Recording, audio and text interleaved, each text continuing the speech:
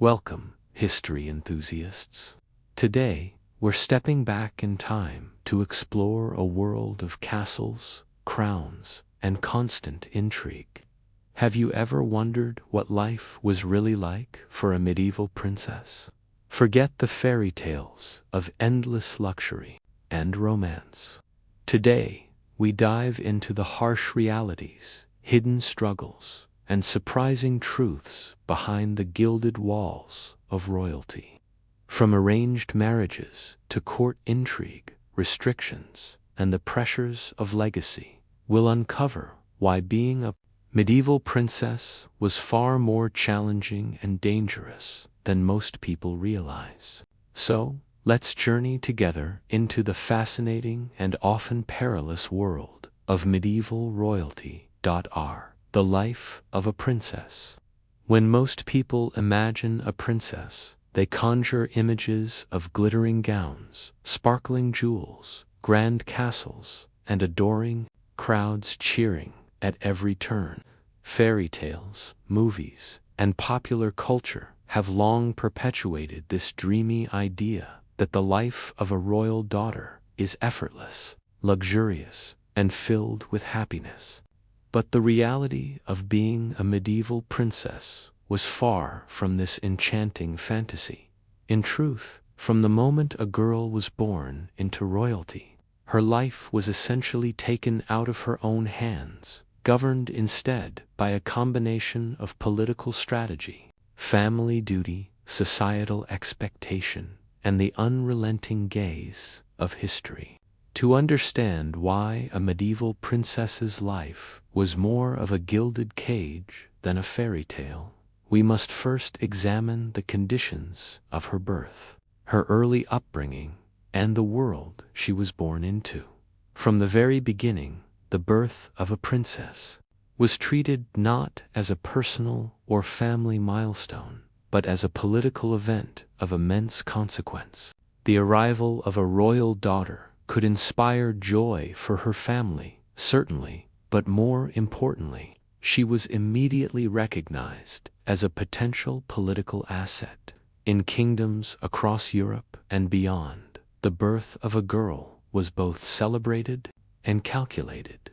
A daughter could be married off strategically to strengthen alliances, secure borders, or unite feuding noble families. While in modern times, the arrival of a child might primarily be a matter of personal happiness and family planning. In the medieval period, a princess was essentially a tool for future diplomacy. Even from her first moments of life, she was being groomed for a purpose beyond herself.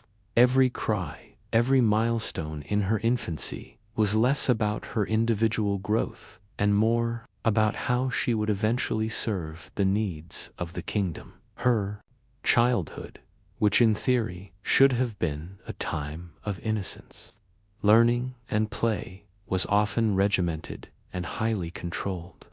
A medieval princess was not free to explore her interests or form an independent identity. Instead, her early years were largely dictated by tutors, governesses, and the ever-watchful eyes of the royal household. These women, many of them highly skilled in etiquette, education, and courtly manners, ensured that the princess was shaped into the ideal young noblewoman from an early age. She was taught reading, writing, and the foundational elements of diplomacy. Because her ability to communicate effectively in letters, court conversations, and negotiations would one day become crucial. Music and dance were essential parts of her education, not merely for entertainment, but because they were social tools. To perform beautifully in courtly settings was to reflect grace, sophistication, and the cultural refinement of her family. Every movement, every note, every carefully learned bow or curtsy was a form of preparation for a life that would demand constant performance. Yet this education was selective and strictly utilitarian. While she might learn to recite poetry, sing harmoniously or play a lute, subjects that might cultivate curiosity or intellectual independence were often neglected.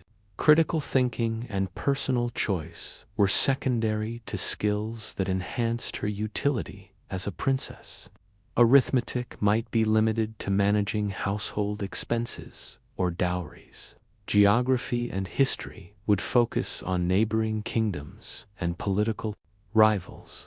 Philosophy, natural sciences, or anything that encouraged independent thought was considered less necessary, perhaps even dangerous, as a well-educated princess might dare to challenge her role. In essence, her education was a carefully curated tool set designed to produce a competent diplomat and obedient consort rather than a free-thinking individual. The world outside her royal walls was largely a mystery, one she would only experience through the lens of duty and political necessity. Even leisure was tightly controlled. Playtime, if it existed, was not free-form or spontaneous. Dolls and toys might be present, but they were often chosen to mimic the social realities she would face as an adult.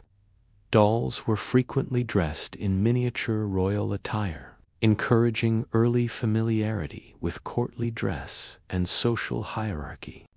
Games and exercises were used to teach patience, discipline, and the ability to follow rules, qualities essential for surviving in a world where every action was scrutinized. In many ways, the princess's childhood was a constant rehearsal for the life of constraint and obligation that awaited her.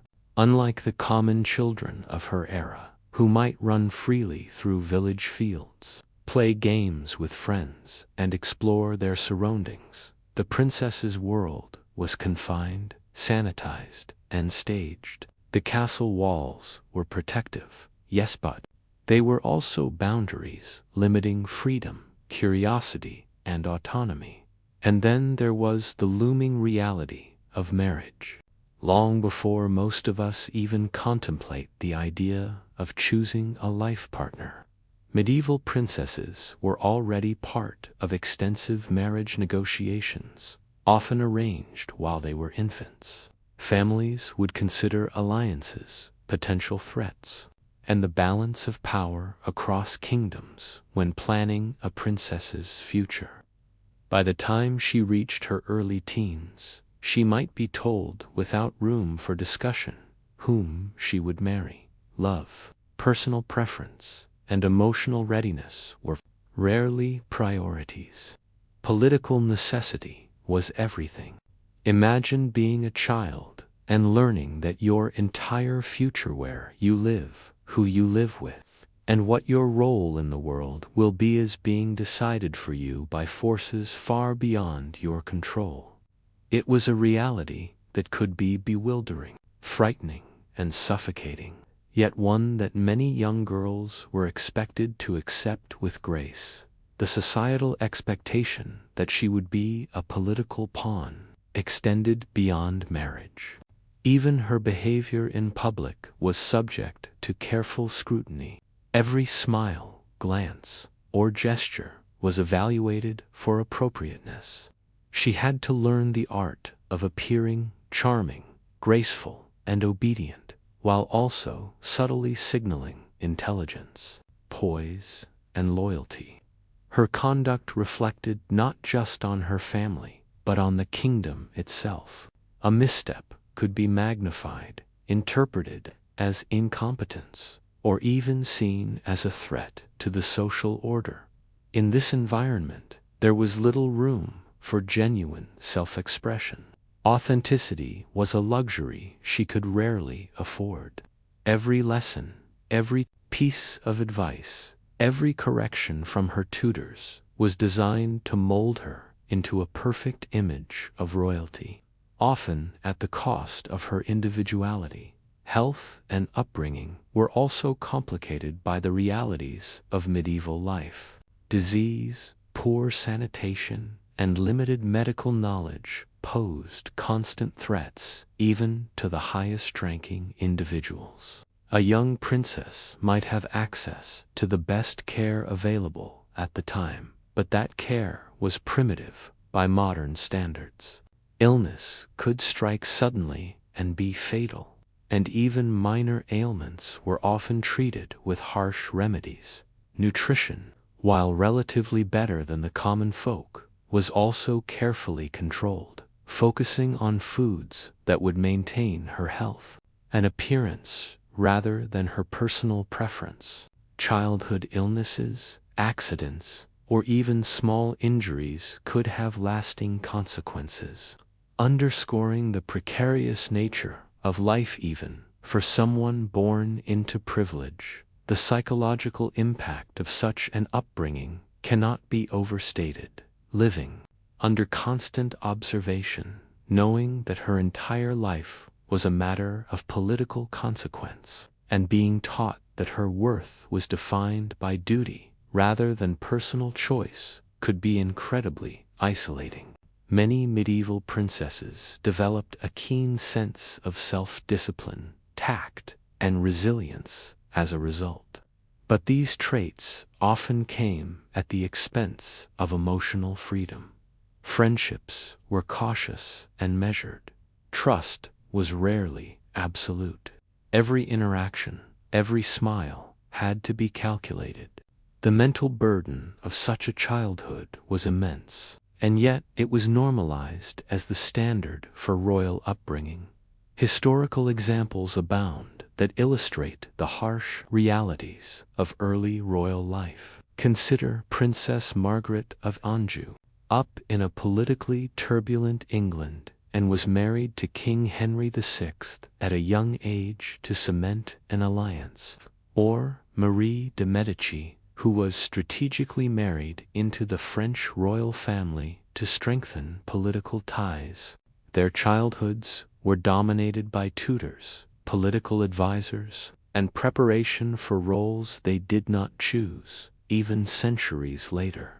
Historians studying these figures note how their early lives were marked by a tension between the comforts of privilege and the constraints of duty. Their stories remind us that being born into royalty did not guarantee happiness or personal freedom.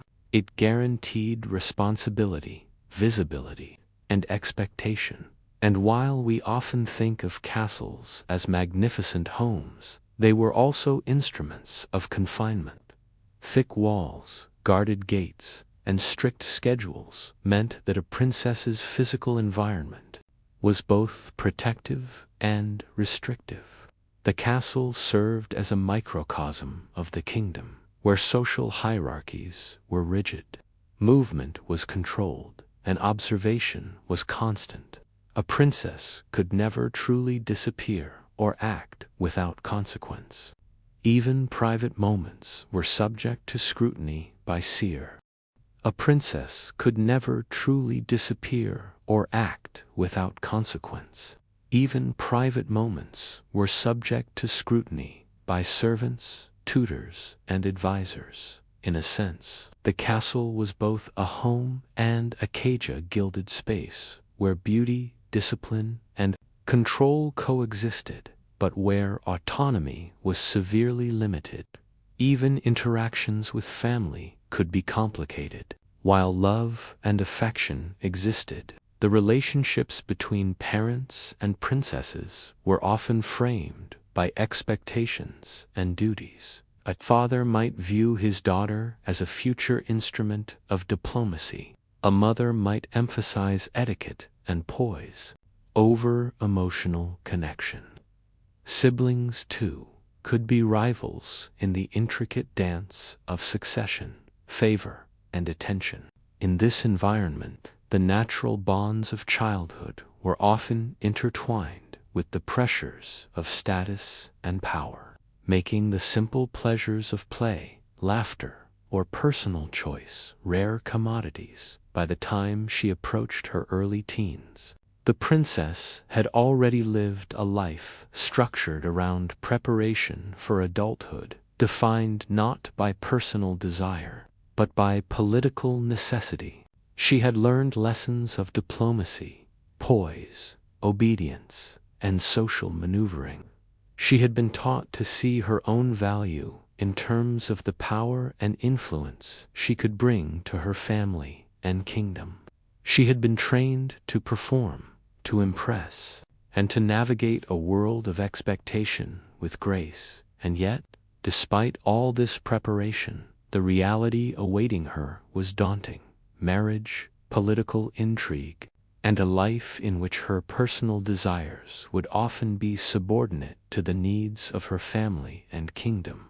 So, when we romanticize the life of a medieval princess, it is essential to recognize the gulf between fantasy and reality.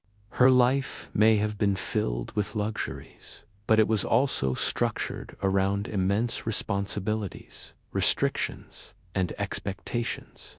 The dresses, jewels, and castles came with a Costa childhood shaped by duty rather than choice, a life planned by others, and an early introduction to the harsh realities of politics and survival. In essence, the life of a medieval princess was not one of carefree luxury, but of careful, often suffocating preparation for the world she would inherit, a world in which her beauty, intelligence, and obedience were tools, and her own desires were often secondary. To be a princess was to live in a constant balancing act between privilege and confinement, between admiration and expectation, between childhood innocence and adult responsibility.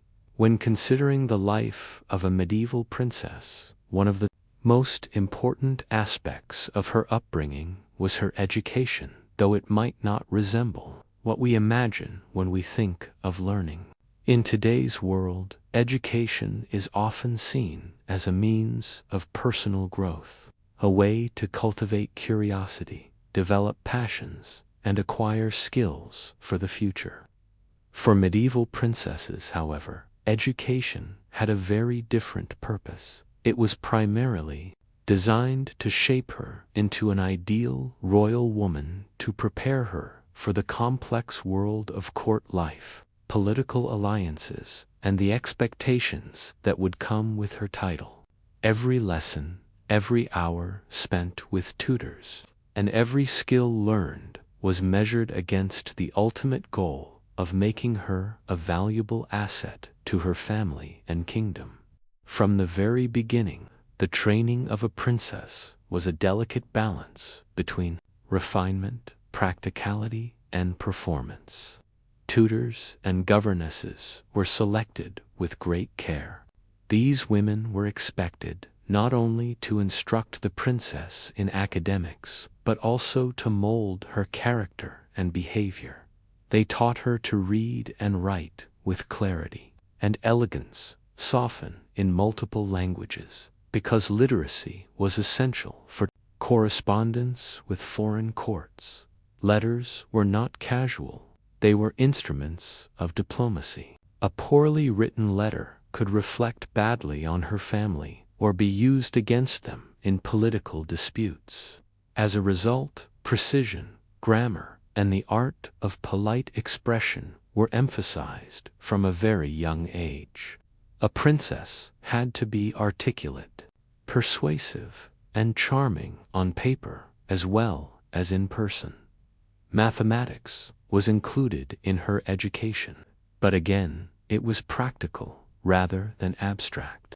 A princess might be taught arithmetic to understand dowries, manage the household finances, or oversee estates, but she would rarely study geometry, algebra, or advanced mathematics unless it served a specific political purpose. Numbers were tools, not a field for intellectual exploration. Similarly, history was taught with a focus on political awareness. She learned about her own kingdom, its rulers, its allies, and its rivals old to ensure that she understood the complex web of power in which she would soon play a role. While this knowledge might appear useful, it also reinforced the reality that her world was largely defined by politics, and her actions, words, and decisions would always have consequences beyond herself. In addition to academic skills, the princess's training placed enormous emphasis on etiquette and social graces. Dancing, singing, playing musical instruments, and learning how to converse with nobles and foreign dignitaries were all considered essential. Each gesture, each smile, and even each pause in conversation was taught and rehearsed. A princess had to appear graceful and natural, yet every movement was carefully calculated. This was not merely for appearances. In the intricate and often dangerous world of courtly life, a misstep in etiquette could lead to scandal, alienation, or even political disadvantage. Thus, grace became a form of survival. The lessons she learned were designed to instill poise and confidence, while simultaneously reinforcing her dependence on the approval of others. The role of religion in education was also significant. A medieval princess's life was deeply intertwined with the church, and her moral instruction was often inseparable from her academic training. She was taught religious texts, prayers, and rituals not only to cultivate piety, but also to demonstrate her moral authority and legitimacy. Her faith was considered a reflection of her family's virtue and a tool for social influence. Religious lessons reinforced obedience, humility, and patience, virtues that would be tested constantly in a life of limited freedom. Moreover, the church was a powerful institution, and understanding its influence and expectations was crucial for a princess navigating court politics and alliances. Physical education, while less emphasized than intellectual or social training, was also part of a princess's upbringing. She learned the basics of horsemanship, hunting etiquette, and sometimes even archery, not necessarily to engage in these activities herself, but to understand and participate in the rituals and spectacles of the aristocracy. Hunting trips, for instance, were as much about demonstrating status and diplomacy as they were about skill. Being able to ride gracefully or observe the proper decorum during a hunt was another way to display competence and refinement. Similarly, games and exercises were often designed to improve posture, strength, and agility, all of which contributed to an image of physical perfection expected of women in high society. Perhaps one of the most psychologically demanding aspects of her training was the constant emphasis on restraint and self-control. Princesses were taught to conceal their emotions, to moderate their reactions, and to present a calm, composed exterior regardless of internal turmoil. Fear, sadness, frustration, or anger were not considered appropriate expressions of character. For a royal daughter, this emotional discipline was reinforced in every lesson, interaction, and observation, subtly instilling a mindset where her inner life was secondary to outward performance. It is easy to underestimate how challenging this could be for a young girl, especially when she was aware that every word and gesture could be recorded, remembered, or misinterpreted by those around her. The princess's social education extended beyond formal lessons and into the broader structure of court life. She was trained to navigate relationships with servants, nobles, and family members, all of whom had their own agendas and ambitions. Understanding social hierarchy, anticipating the needs and reactions of others, and exercising influence without overt power were all crucial skills. In many ways, the castle itself functioned as a living classroom, a microcosm of the world she would inhabit as an adult. Observing interactions, recognizing subtle cues, and responding appropriately became second nature if it meant suppressing personal inclinations or desires. A critical component of her education was learning the art of diplomacy. While we often associate diplomacy with kings, queens, and ambassadors, princesses played vital roles in fostering alliances and maintaining peace. Letters, gifts, gestures, and marriages were all tools in this intricate political game, and a princess needed to master the nuances of these interactions. Her ability to converse, charm, and negotiate could directly impact the security and prosperity of her family and kingdom. These lessons were subtle, often embedded in etiquette, training, social observation, or hypothetical scenarios crafted by tutors. Yet the stakes were high. Misjudgment or imprudence could have serious consequences. Even the seemingly small aspects of her upbringing were carefully curated to reinforce her role. Clothing was not only about beauty, but also about status, symbolism, and diplomacy. A princess was taught how to dress appropriately for various occasions, understanding that every color, jewel, and fabric choice sent a message. Gold and jewels signified wealth and power, while certain colors or patterns could indicate alliances or familial connections. Every detail mattered, and the ability to present herself properly was both an artistic skill and a political necessity. One of the most challenging aspects of this education was that it often occurred in isolation. Unlike ordinary children, who might learn from peers, engage in games, or explore freely, a princess's learning environment was highly controlled. Interaction with others was selective, monitored, and frequently tied to performance. Friendships were carefully curated, and even playtime could be an extension of formal education. Dolls and toys, for example, were not merely for amusement.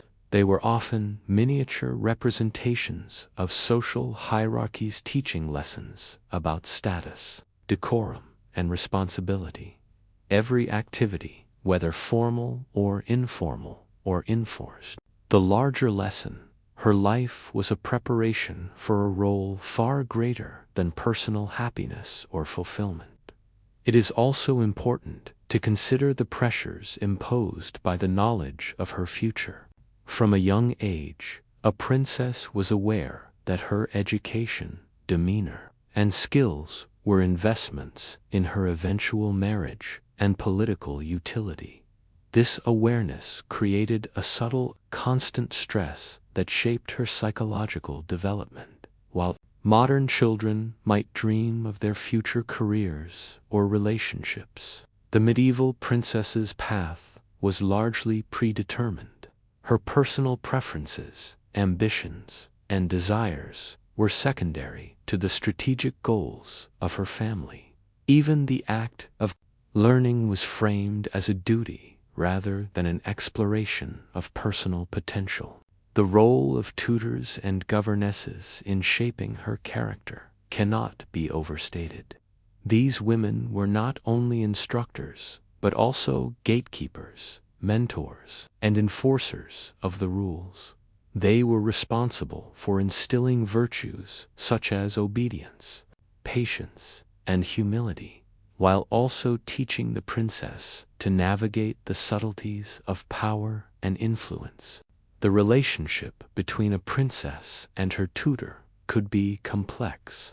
While a governess might provide guidance, support, and encouragement, she was also a constant reminder of the expectations and constraints imposed by the royal household. The princess's emotional world was carefully monitored, and deviations from the expected behavior could result in correction, admonishment, or social consequences. Historical examples illustrate the intensity and purpose of this education. Consider Eleanor of Aquitaine, one of the most powerful women of the 12th century, whose early education prepared her to rule territories, negotiate marriages, and engage in diplomacy with skill and intelligence. Or Margaret of Anjou, whose upbringing in England was designed to prepare her for a politically strategic marriage to King Henry VI. These women were exceptional in part because their training emphasized not just refinement and beauty, but also intelligence, political awareness, and strategic thinking. Yet even for such remarkable figures, the demands of education and preparation were immense, shaping every aspect of their childhood and adolescence. The rigorous training of a princess also extended to her understanding of gender roles and expectations. From an early age, she was taught what it meant to be a woman of status in a patriarchal society. Her behavior, speech, and demeanor were constantly evaluated, and her worth was measured by her ability to fulfill societal expectations. She was taught to be charming, obedient, and graceful while also demonstrating intelligence and discretion. This duality, being both submissive and strategically capable, required constant attention, self-discipline, and adaptability. It is easy to underestimate how challenging it would have been for a young girl to internalize and perform these roles simultaneously, day after day, year after year. By the time a princess reached her early teens, she had already spent years immersed in a carefully orchestrated educational and social training program. Her life had been structured around the cultivation of skills, virtues, and behaviors designed to ensure her success in the complex world of royal duty. Reading, writing, music, dance, etiquette, religion, diplomacy, and social observation were not optional, they were essential. Every lesson reinforced the message that her personal desires were subordinate to her family's strategic needs.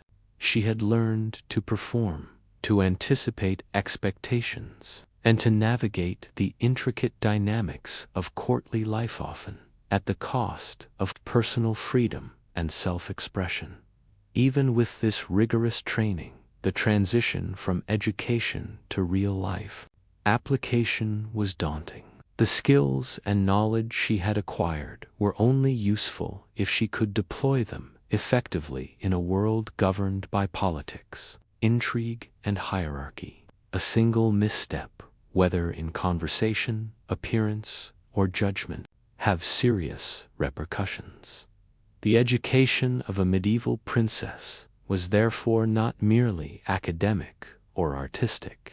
It was a constant preparation for a life in which her survival, happiness, and influence were inextricably linked to her ability to perform and navigate complex social and political landscapes. In the end, the education of a medieval princess was a delicate combination of privilege, constraint, and preparation. She enjoyed luxuries, learned refined skills, and had access to resources far beyond those of ordinary children. Yet these advantages were inseparable from the limitations imposed by her role. Every lesson, every activity, and every relationship was part of a carefully orchestrated plan to mold her into an ideal royal daughter, wife, and political instrument. The process was exhausting, isolating, and demanding, leaving little room for personal choice, curiosity, or rebellion. To be a princess was to live a life of constant preparation, a life in which education was not a path to self-fulfillment, but a tool for shaping a role she did not choose in a world she did not control. Marriage for a medieval princess was unlike anything most of us could ever imagine today. When we think about marriage in contemporary terms, we often envision romance, love, shared interests, and personal choice. Even when people marry for practical reasons, the notion of consent and personal preference plays a role. For a medieval princess, however, marriage was rarely, if ever, about love. From the moment she was born, her family viewed her as a potential instrument for political strategy. Her beauty, her lineage, and her very existence were assets, and her future husband was chosen not for compatibility or affection, but for what he could bring to the alliance of kingdoms, the expansion of influence, or the protection of borders. In short, marriage was a transaction, a political chess movement. Her personal feelings were largely irrelevant. Even the earliest stages of marriage negotiations were carefully orchestrated. Long before a princess reached puberty, diplomats, kings, and advisors would discuss potential suitors, examining the political benefits of various matches. Factors such as territory, military strength, familial alliances, and even the temperament of the prospective husband were considered. In some cases, alliances were forged decades before a princess even understood the concept of marriage herself. Imagine being a child knowing that people in distant kingdoms were debating the fate of your future as though you were a piece of land, a coin, or a rare commodity rather than a human being with emotions, dreams, and fears. Once a suitor was chosen, negotiations over dowries, gifts, and ceremonial arrangements began. A dowry could include vast sums of money, land, livestock, or precious goods.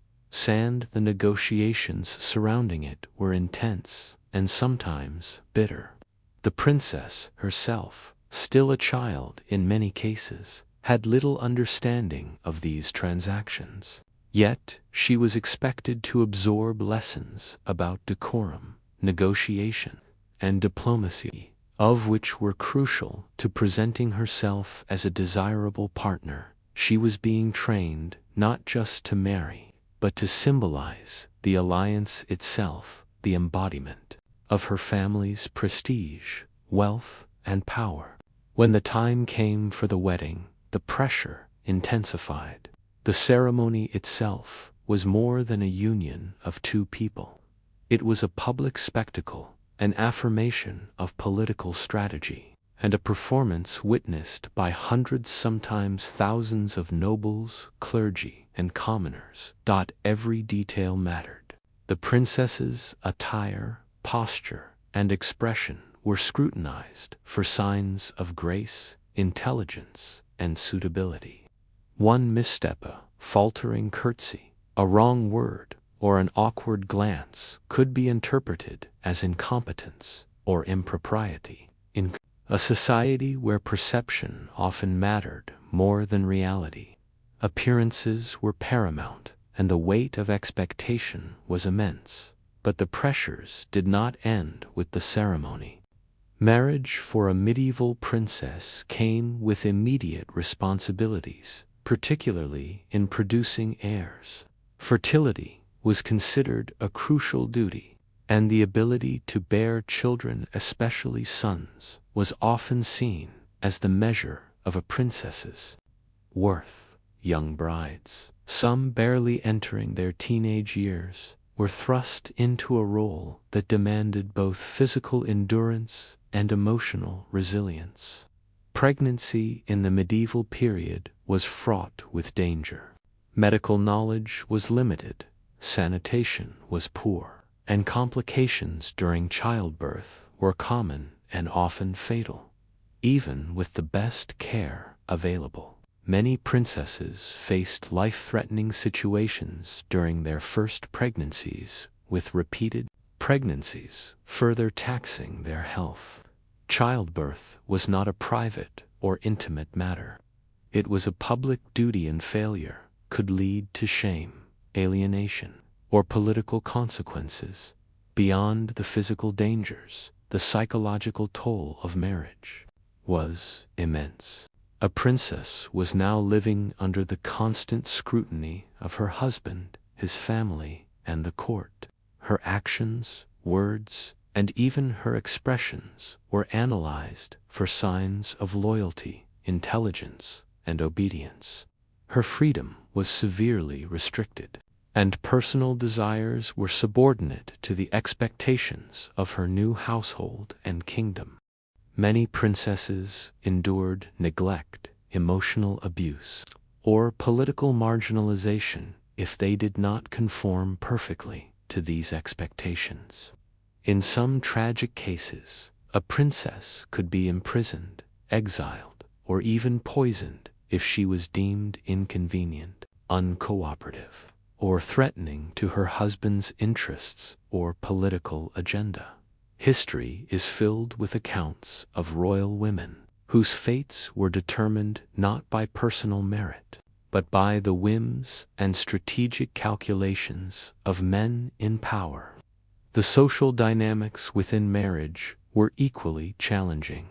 A princess often entered a household filled with complex relationships and rivalries. Servants, advisors, and courtiers each had their own agendas, and she had to learn quickly how to navigate these dynamics to maintain her influence, dignity, and safety. Even relationships with siblings or extended family could become politically charged as alliances shifted and loyalties were tested. The ability to remain composed, strategic, and persuasive was essential. Every interaction could have repercussions, and the stakes were high. A single miscalculation could undermine her position or the alliance she represented. Love and personal connection, while not impossible, were exceedingly rare in these arranged unions. Many princesses formed bonds with their husbands out of necessity rather than affection. Some adapted to the role and found ways to exert influence, manage their households, and even protect their own interests. Others endured resentment, isolation, and loneliness, the emotional labor required to maintain appearances, fulfill expectations, and survive within the constraints of marriage was staggering. A princess's inner life, her hopes, fears, and desires, was often invisible, hidden beneath layers of duty, performance, and political necessity. In addition to the personal and emotional challenges, marriage brought with it enormous responsibilities. A princess was expected to manage the household, oversee estates, and sometimes even participate in governance. In some cases, she might act as a regent during her husband's absence, making decisions that affected the lives of thousands. While this could provide opportunities for influence and power, it also meant that failure or misjudgment could have dire consequences. The skills she had learned during her education, diplomacy, etiquette, and strategic thinking were now put to the ultimate test. Every decision, from managing staff to negotiating alliances, could affect her family's reputation, wealth, and political standing. Health and longevity were constant concerns. The physical demands of pregnancy, childbirth, and managing a household were compounded by the threat of disease, poor nutrition, and limited medical knowledge. Many princesses suffered chronic health issues, complications from repeated pregnancies, or debilitating illnesses that could affect their ability to fulfill their duties. Mental health, though rarely acknowledged, was also a significant challenge.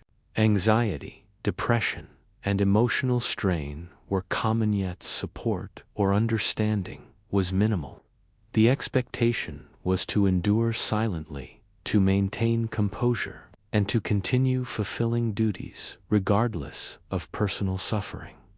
Marriage, also, exposed a princess to the complexities and dangers of political intrigue. Alliances could shift unexpectedly, wars could erupt, and rival factions within the court could seek to manipulate or undermine her. She needed to be vigilant, strategic, and sometimes ruthless to survive. In some cases, a princess could be used as a scapegoat or bargaining chip in disputes facing exile, imprisonment, or worse.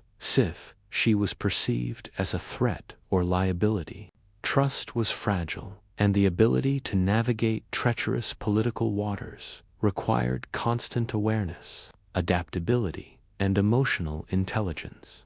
The stakes were nothing less than the survival of herself, her children, and her family's legacy. Historical examples illustrate the severity of these challenges. Take Isabella of France, who married Edward II of England. Her marriage was marked by political tension, personal betrayal, and manipulation by rival factions.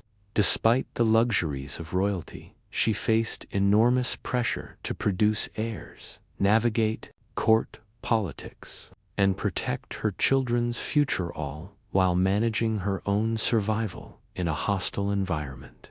Similarly, Margaret of Anjou, whose life has been widely chronicled, faced constant political intrigue, wars, and personal danger, demonstrating that marriage for a princess was rarely a sanctuary, often a battlefield.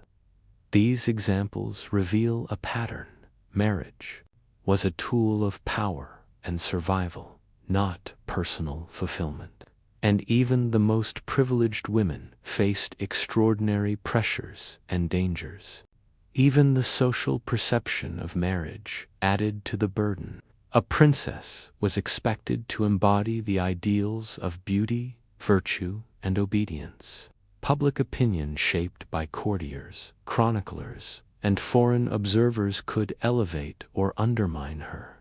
Reputation, rumors, gossip, and scandal could threaten her position, and her ability to manage appearances was critical in this environment. Every smile, gesture, or word was a performance. The pressure to maintain a flawless public image while navigating private challenges created a life of constant vigilance, emotional restraint, and strategic calculation.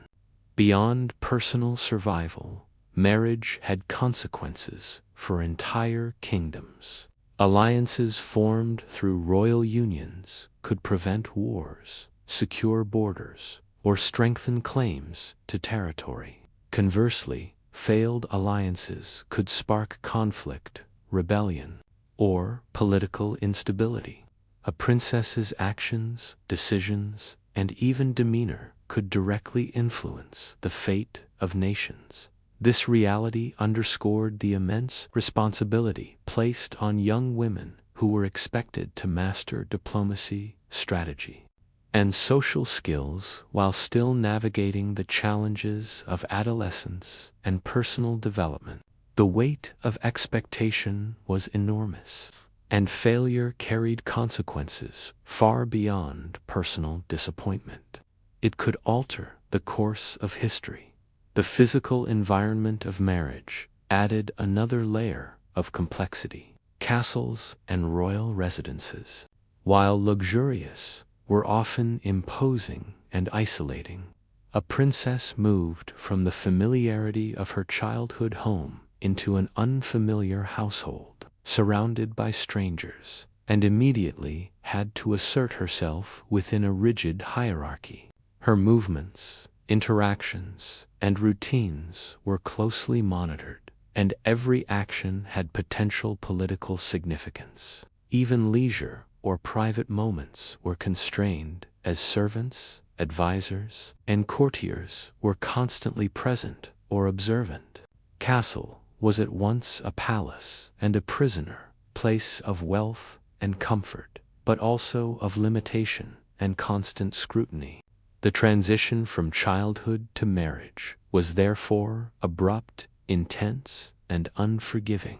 The years of education, preparation, and social training culminated in a reality that demanded immediate competence, composure, and strategic awareness. Even exceptional intelligence, charm, and grace could be tested by circumstances beyond the princess's control. Political upheaval, illness, betrayal, or the whims of her husband and his advisors. Survival required not only skill and intelligence, but also resilience, patience, and the ability to navigate constant uncertainty. Every decision, every interaction, and every performance mattered, and the consequences of error could be severe. Marriage also reshaped a princess's identity. No longer simply a daughter, she became a wife, a potential mother, and a representative of her family and kingdom. Her personal desires, ambitions, and inclinations were secondary to her duties. In some cases, she could find ways to exert influence, manage her household effectively, and shape political outcomes. In others, she was constrained, marginalized, or threatened. The range of experiences was vast, but the common thread was that marriage transformed her life in profound, irreversible ways. The personal cost was high. Relationships, emotional well-being, and personal freedom were constrained by expectation and necessity. Many princesses learned to conceal disappointment, frustration, and fear, developing a disciplined, strategic approach to daily life. They became experts in the art of survival, navigating a world where appearance, compliance, and performance were essential. The lessons learned through marriage and court life were often harsh, and the skills acquired were born from necessity rather than choice. In conclusion, marriage for a medieval princess was far from a romantic ideal. It was a complex, high-stakes venture that combined politics, survival, social performance, and duty. From the earliest negotiations to the pressures of childbirth, household management, and political intrigue, a princess's life was defined by the expectations and demands placed upon her. Love, personal choice, and emotional fulfillment were rare privileges. Political utility, obedience, and performance were the norm. The marriage of a medieval princess was an intersection of privilege and peril, comfort and constraint, status and vulnerability. It was a life in which survival, influence, and legacy were inseparable from duty, and every action carried consequences far beyond the individual. To be a medieval princess was to live in a world where marriage was both a privilege and a profound burden, a world in which beauty, intelligence, and obedience were tools, and personal freedom was often a distant dream. Life in the royal court was far from the idyllic vision of glittering halls and grand feasts that popular imagination often suggests. For a medieval princess, the court was not merely a residence or a place of ceremonial importance. It was a complex and often treacherous social ecosystem. Within its walls, every word spoken, every gesture made, and every relationship. While the castle provided security, luxury, and prestige, it was also a pressure cooker of competition, jealousy, and constant scrutiny. Understanding court life is essential to grasping why the existence of a medieval Princess Seven at the height of her privilege could be as perilous as it was glamorous. From the moment a princess entered court life, She was immersed in a world governed by hierarchy, etiquette, and unspoken rules. These structures were rigid, and violations, intentional or accidental, could be severely punished socially or politically. Every interaction carried meaning. For example, the simple act of greeting a noble could indicate loyalty, disrespect, or alignment with a particular faction. A curt nod, an awkward bow, or even hesitating before speaking could be interpreted as defiance or incompetence. This constant need for precision placed immense pressure on a young woman who, in any other context, would be able to express herself naturally and freely.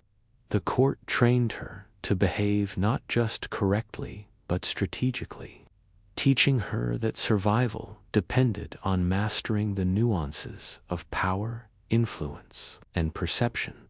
The court was also a center of relentless observation. Servants, guards, advisors, and other courtiers were always watching, assessing her behavior, and reporting back to their superiors.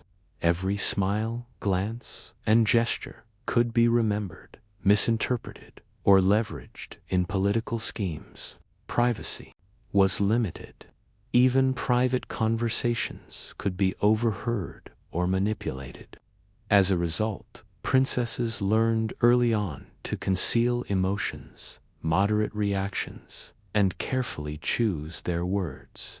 Fear, frustration, and sadness were luxuries they could seldom afford to display openly.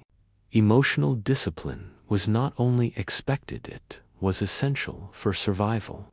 The ability to project confidence, poise, and subtle intelligence while simultaneously hiding vulnerability became a lifelong skill.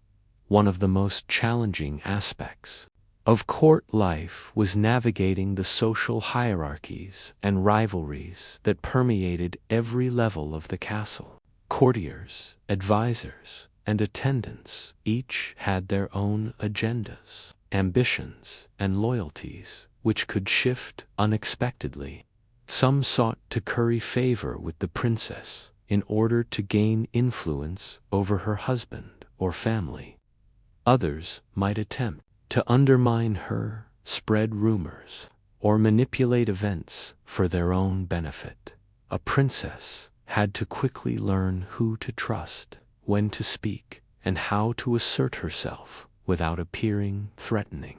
Misjudging a relationship could result in social ostracism, damage to her reputation, or even political danger. The court was a chessboard, and every move mattered. This environment was particularly challenging because alliances and rivalries within the court could be fluid and unpredictable. A courtier who appeared friendly one day might become a dangerous adversary the next, depending on shifting political tides or personal grievances. Young princesses were taught to read subtle cues, changes in tone, expression, posture, or even the timing of speech to anticipate threats or opportunities. They were trained to recognize patterns of behavior and the motivations behind them, developing a form of social intelligence that was as vital as any academic lesson learned in childhood. The ability to navigate these dynamics effectively could determine her personal safety, her influence within the court, and the success of her family's political objectives. Even seemingly trivial matters, such as attire, appearance, and demeanor, were fraught with meaning. Clothing was never simply about fashion. It was a statement of status, allegiance, and strategy. A princess's choice of color, fabric, or embellishment could signal support for a particular faction, demonstrate wealth and influence, or reflect her family's political ambitions. Jewelry and accessories carried similar significance, often symbolizing alliances, favor, or loyalty. Missteps in presentation could be interpreted as disrespect, incompetence, or disloyalty.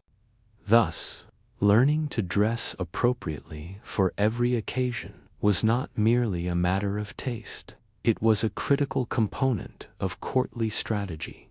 The dynamics of conversation and rhetoric were equally important. A princess had to be articulate, persuasive, and diplomatic at all times. Every statement was potentially an instrument of influence or a source of vulnerability. She was trained to speak in measured tones with careful consideration of both content and delivery. Humor, irony, or casual speech could be dangerous if misapplied, while silence could be interpreted as either wisdom or weakness. The mastery of language, tone, and timing was therefore an essential skill for survival and one that required constant attention and refinement. Court life was also a constant performance of morality, virtue, and obedience. A princess was expected to embody the ideals of the time: piety, chastity, humility, and loyalty. Public perception was crucial.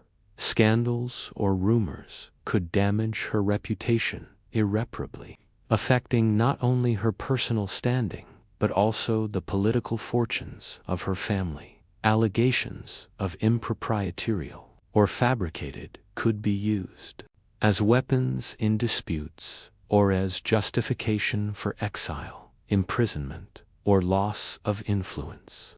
The pressure to maintain a flawless public image while simultaneously navigating the complexities of private life created an environment of continuous stress and vigilance. Within this framework, personal relationships were especially complicated. Friendships, alliances, and mentorships within the court were often motivated by strategy rather than genuine affection.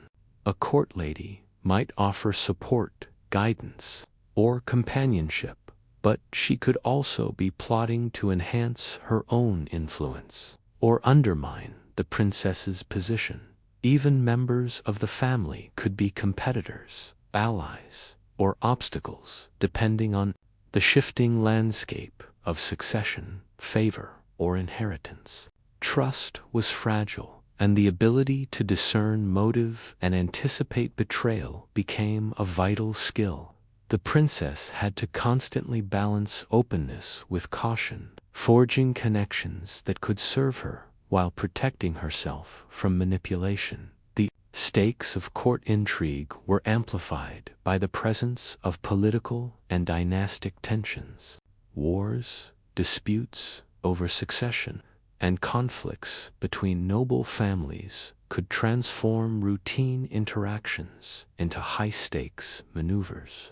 A princess's words, gestures, or alliances could influence negotiations, provoke hostility, or signal loyalty. In some cases, she could become a target for kidnapping, forced marriage, or coercion, as rival factions sought to leverage her position for political gain. Awareness, prudence, and strategic thinking were therefore indispensable. Survival in court life required constant vigilance, foresight, and adaptability.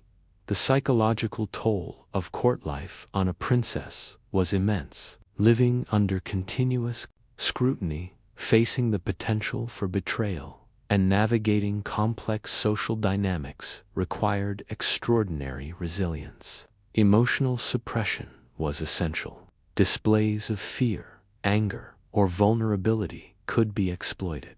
Princesses developed acute awareness, intuition, and the ability to mask their true feelings often from a very young age. The constant performance of composure and grace was exhausting, yet failure to maintain appearances could have serious consequences, including social marginalization, loss of influence, or even threats to personal safety. Historical examples illuminate the hazards and complexities of court life. Consider Catherine de' Medici, who entered the French court at a young age and became a masterful political operator.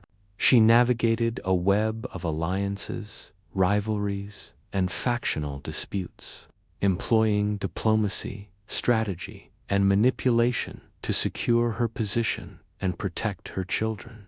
Similarly, Margaret of Anjou faced constant challenges at the English court, managing relationships, alliances, and political crises while under intense scrutiny. These women demonstrate that survival and success in the medieval court required not only intelligence and skill, but also extraordinary patience, resilience, and strategic acumen.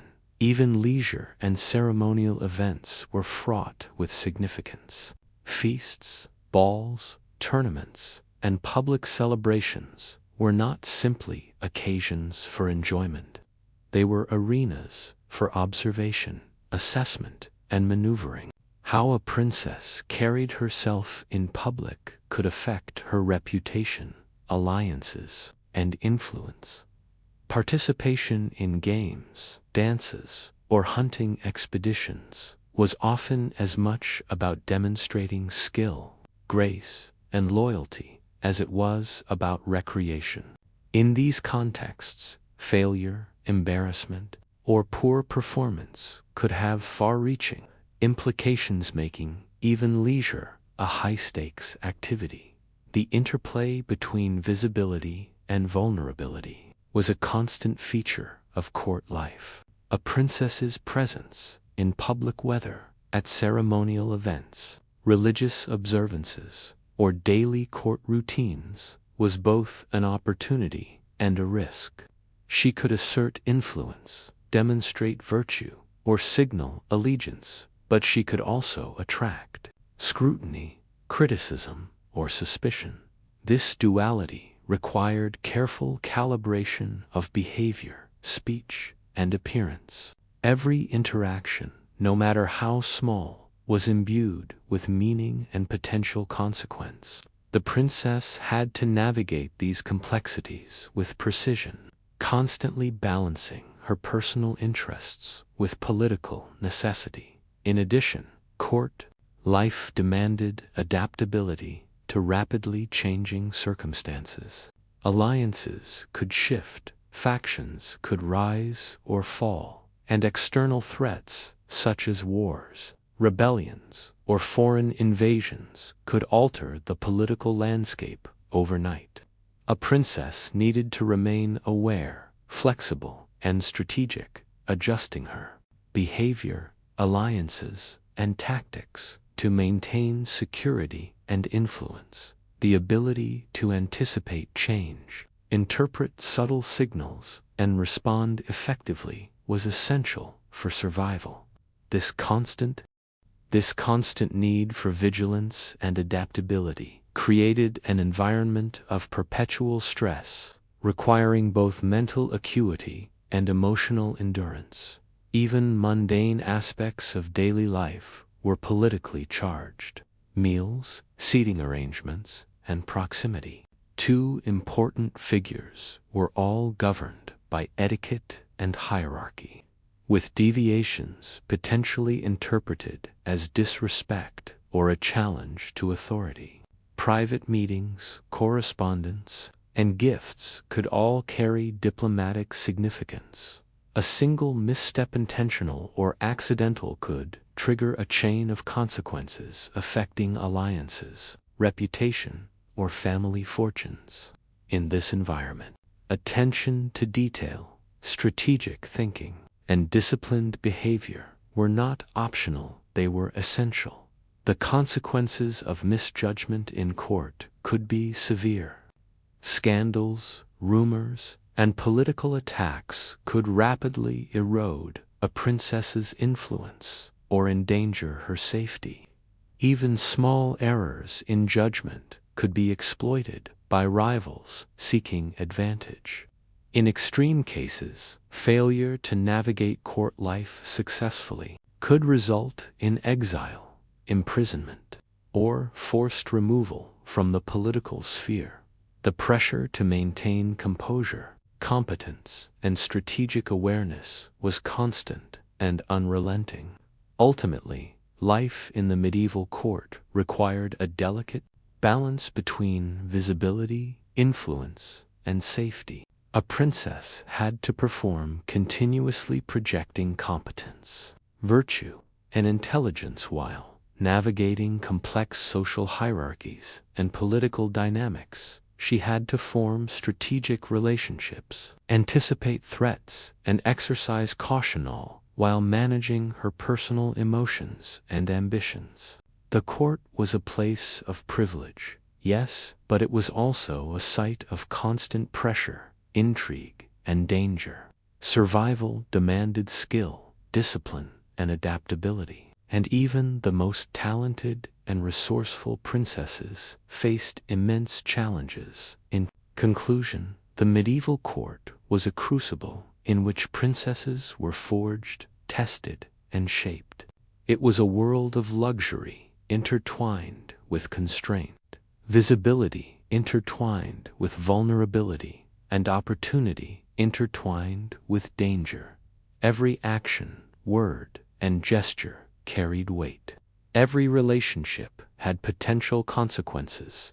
Every misstep could threaten reputation, influence, or safety. For a medieval princess, life at court was a continuous performance requiring intelligence, strategy, discipline, and resilience.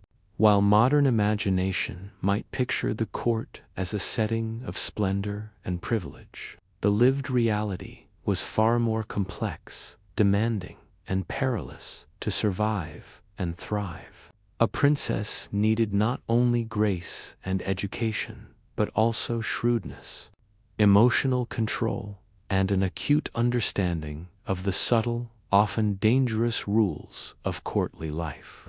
In this gilded yet treacherous environment, the line between success and disaster was thin and every decision mattered profoundly, shaping not just her personal fate, but the destiny of her family and kingdom. For a medieval princess, the reality of her existence extended far beyond the outward glamour of castles, gowns, and ceremonial feasts. While she lived in an environment of apparent privilege, her life was also defined by limitations, confinements, and social restrictions that few could fully comprehend today.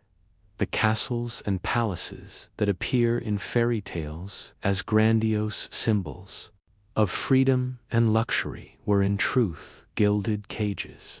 Within these walls, every movement was monitored, every interaction regulated, and every decision framed by duty rather than personal desire.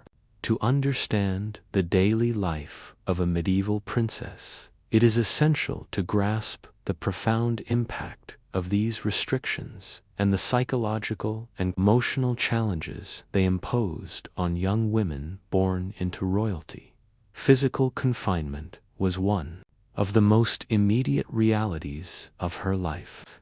From early childhood, a princess was surrounded by walls that offered protection but also imposed limits on freedom. Unlike common children who could roam fields, forests, and villages, the princess's world was largely contained within the castle or palace. She could not wander freely. Her movements were monitored by attendants, guards, and tutors. Outdoor activities, social interactions, and even play were structured, supervised, and purposeful. While her peers might explore, discover, and test boundaries, the princess was expected to remain within prescribed spaces, performing her duties and adhering to rules.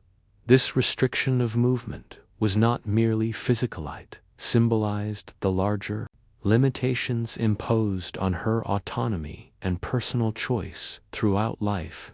The routines of courtly life further emphasized restriction. Every hour of a princess's day was often scheduled From waking to meals to lessons and ceremonies, her activities were carefully planned to maximize productivity, maintain appearances, and prepare her for the roles she was expected to fulfill.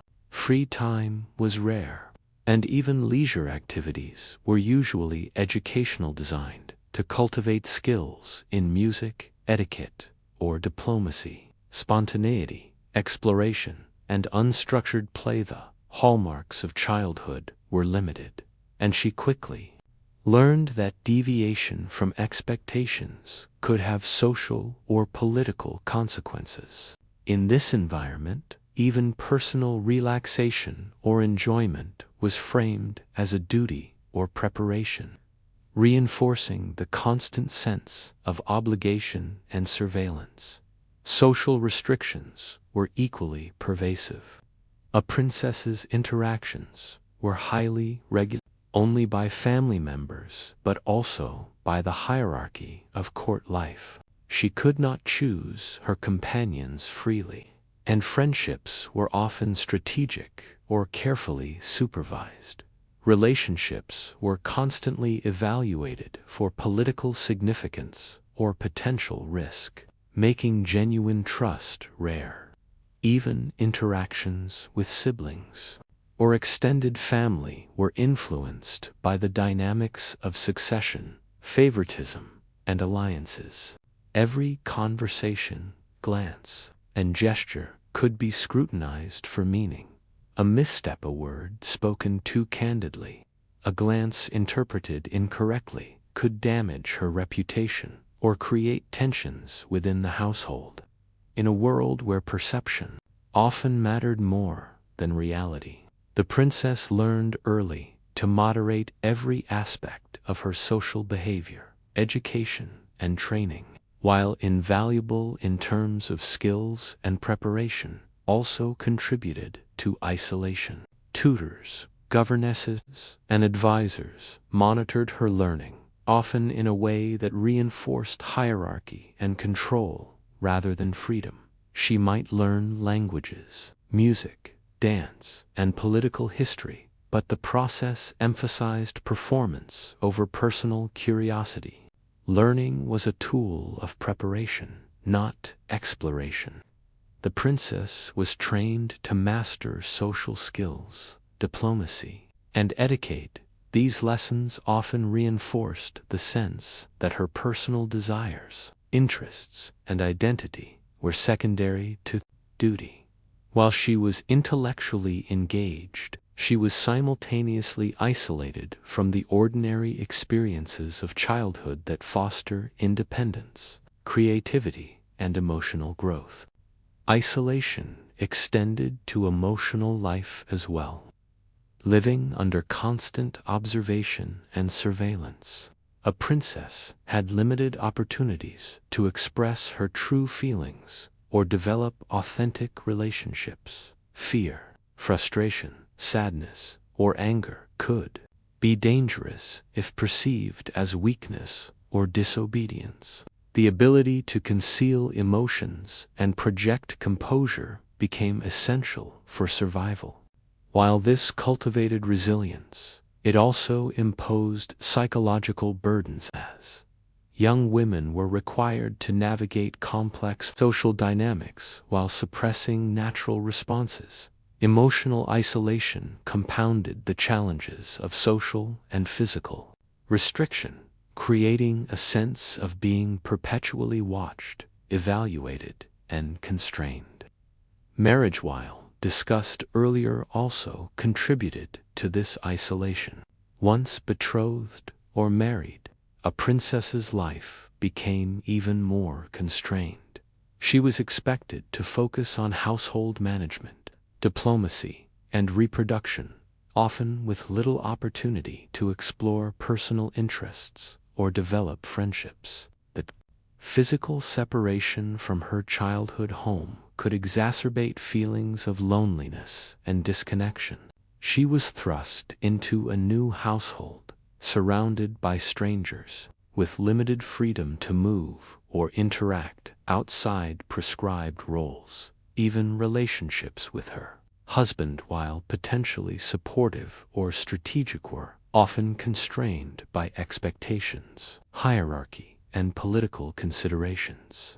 Love, companionship, and emotional fulfillment were secondary to duty and alliance, further isolating her in a life dictated by necessity rather than desire. The psychological impact of such confinement cannot be overstated. Living under constant observation, performing socially prescribed roles, and suppressing personal desires created immense stress. Anxiety, depression, and emotional strain were common, though rarely recognized or addressed. Many princesses developed strategies to cope: subtle forms of rebellion, private rituals, or the cultivation of intellectual pursuits in secret. Some found solace in music, reading, or writing.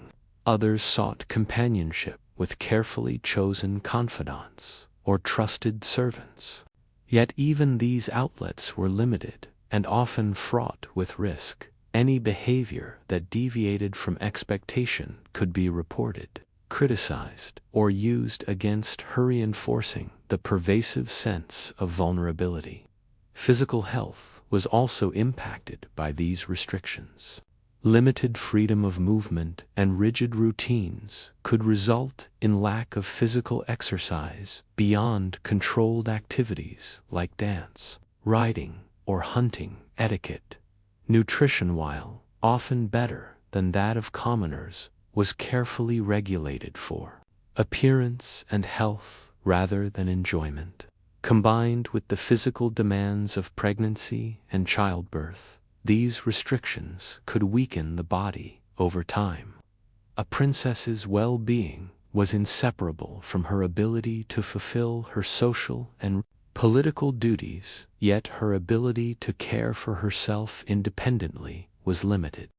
The constant monitoring of her appearance and behavior extended even to matters of health, further emphasizing the control exerted over her life.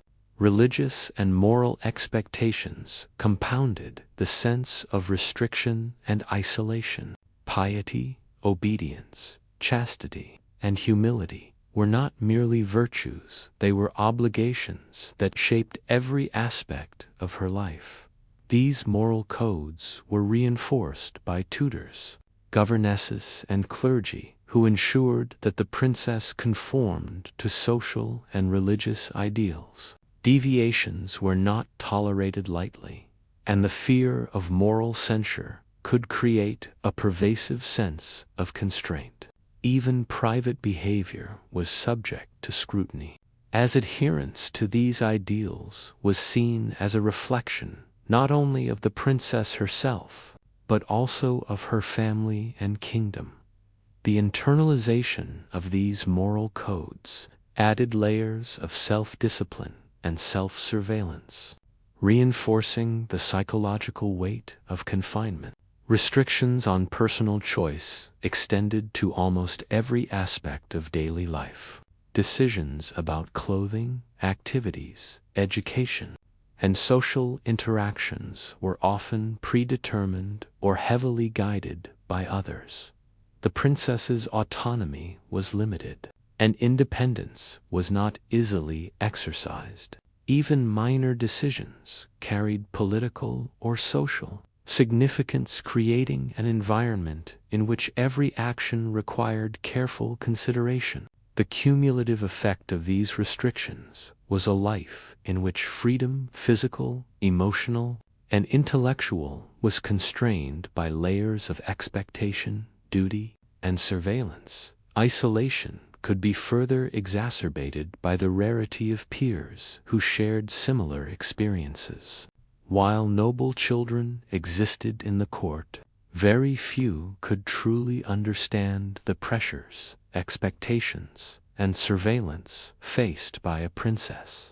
Friends outside the royal circle were often unavailable, and relationships within the court could be strategic rather than genuine. This social separation intensified the sense of loneliness and reinforced the perception of a life lived under constant constraint. Even in the presence of attendants, tutors, or family members, the princess could feel profoundly isolated, aware that her every action was observed and judged. Despite these limitations, many princesses found ways to exert influence, develop skills, and exercise agency within the constraints imposed upon them.